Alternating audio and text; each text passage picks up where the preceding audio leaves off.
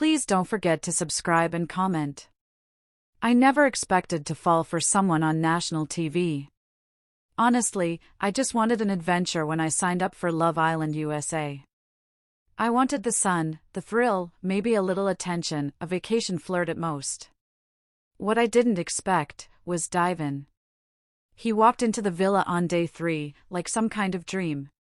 Tall, confident, with these quiet, stormy eyes that just locked into mine across the pool and didn't let go.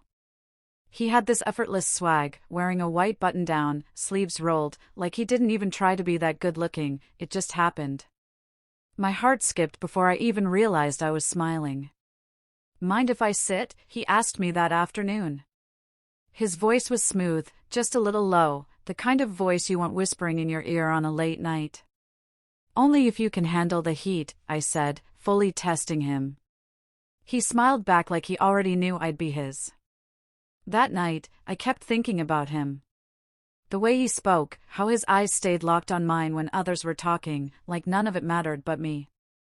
I told myself not to fall too fast. I'd been hurt before. I'd put up walls so high, even I got lost behind them. But dive in, he had this way of making me feel like I didn't have to hide. 2 days later, we had our first date on the beach. Tiki torches lit the sand around us, and the night was just warm enough to make everything feel soft and slow. We laid out on a blanket, drinks in hand, and I made him tell me something he hadn't told anyone. "I like simple things," he said. "People always expect more. But if I could choose, I'd just be with someone who makes me laugh. Stay up late. Maybe hit Burger King at midnight and share a milkshake with 2 straws." I laughed so hard I nearly spilled my drink. "You? Burger King?" That image didn't fit him at all.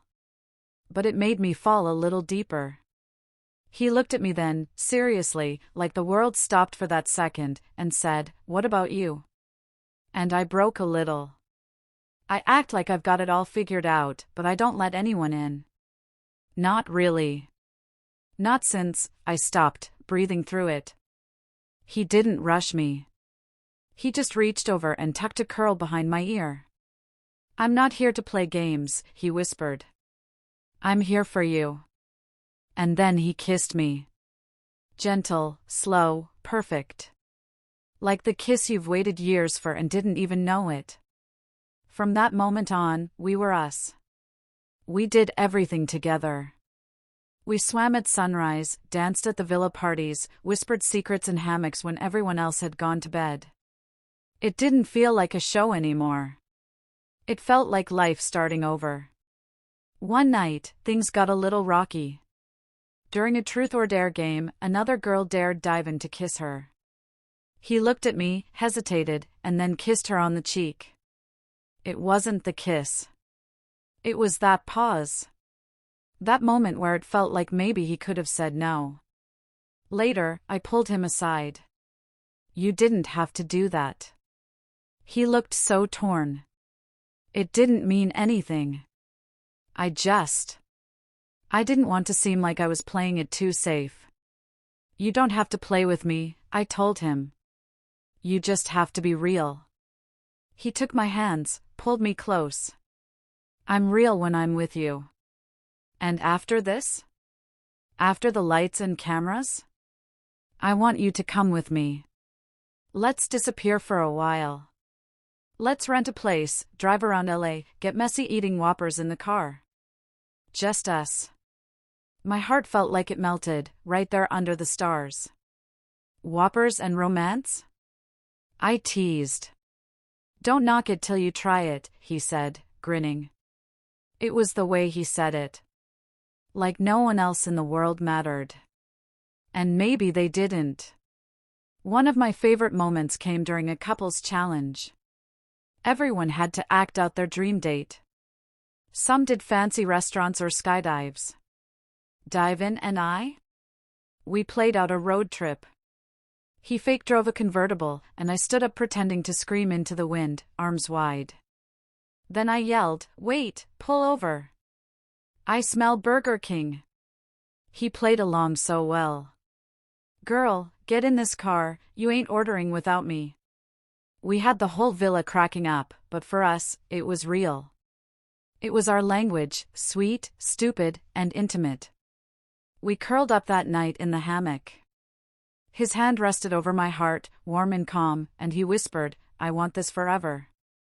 I whispered back, "Me too." The finale brought a twist, separation. 24 hours apart while they brought back past islanders to tempt us. I hated it. I didn't trust it. I didn't want him anywhere but with me. But Divan? That man stayed solid. When we reunited the next day, he didn't say a word at first. He just ran up and held me like I was the only thing keeping him alive. "You still mine?" he whispered into my neck. "Forever," I said, and meant it. Our final date was everything. The show gave us a candlelit beach dinner, with fairy lights and soft music, but it could have been a folding table in a fast food parking lot, and I wouldn't have cared. I wore a red dress that made him stare. He wore all black, and somehow looked like the answer to every question I'd ever asked the universe. "I don't want this to end," he said. "The show. Us. I want real life with you." He came around the table and held my face in his hands. "Say yes to me. Say yes to night drives and beach mornings. Say yes to milkshakes and lazy days." I didn't even blink. Yes. He kissed me with this need I hadn't felt in years. Not just passion, but certainty.